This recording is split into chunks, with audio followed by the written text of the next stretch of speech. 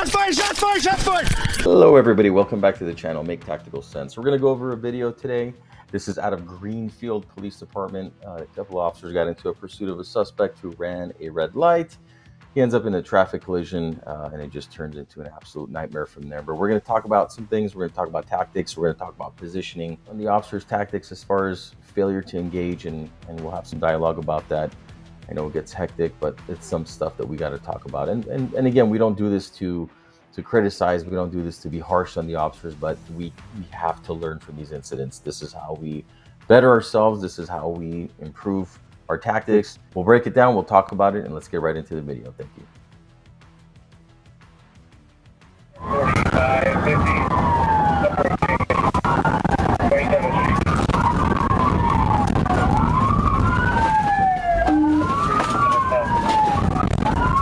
Show me your hands! Stay in the car! Show me your hands! Don't move! Don't move! Don't move! Show me your hands! Now! We have a crash on 27, hit another vehicle. Put your hands up now! I'm gonna shoot you! Put the hands up now! Put the hands up! Get more squads here now. Back up! We're in pursuit! Reno, back up! Put your hands up now! Let me see that right So hand! just take a look right now. Imagine yourself, you're this officer. It's intense. We've all been there. If anyone that's been working patrol, intense situation, pursuit, traffic collision, your heart's going. You want to just crash right through that car and get that suspect. But this is the experience. This is the training that kicks into gear. And I know he's all up on that windshield and he wants to see what's going on inside. But we're going to get to the point of why this is not an effective method. So aside from the fact that the airbags have deployed, there's smoke from the airbags, visibility is probably crap, and probably the biggest takeaway from this is even if you do see a threat, even if somebody comes up on you ready to engage, you're just simply not going to have enough time to react. The brain is not going to have enough time to process that and effectively respond. And you're going to see he takes rounds and he does the next best thing and he just gets out of the way. That's the best thing he can do at that point. Right hand!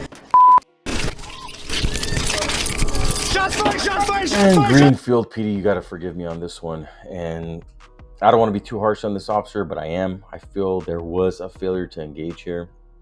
If I'm reviewing in this and this is my department, this is goddamn unacceptable. And if that's me on the ground right there who's about to get killed, we're gonna have some words.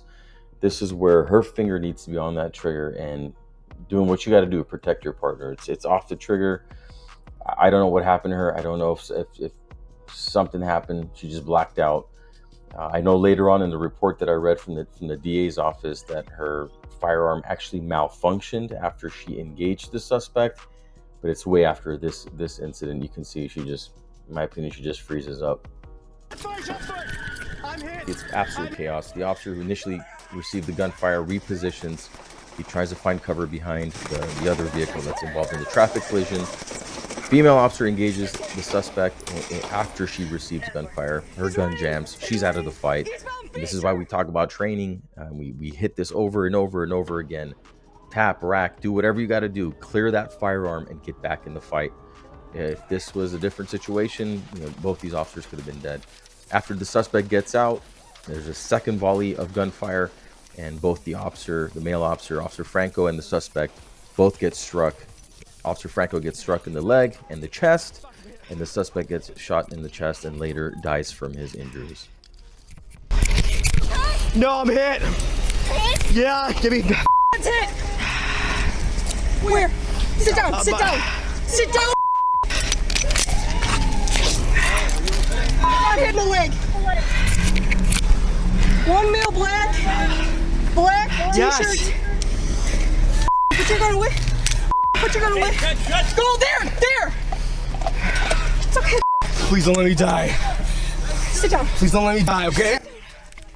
And of course, the other major component of this is to have your first aid equipment on you, be up to date on your first aid, have that tourniquet on you when you're mobile, you're moving about, have it on your person. That's very important. As you can see here, Officer Weiss, in my opinion, totally redeeming here, saving her partner's life, putting on that tourniquet. Also, when you're working on the first aid, if you're getting to that level where you're going to input first aid, You want to make sure your threat is not outstanding, isn't going to double back and ambush you.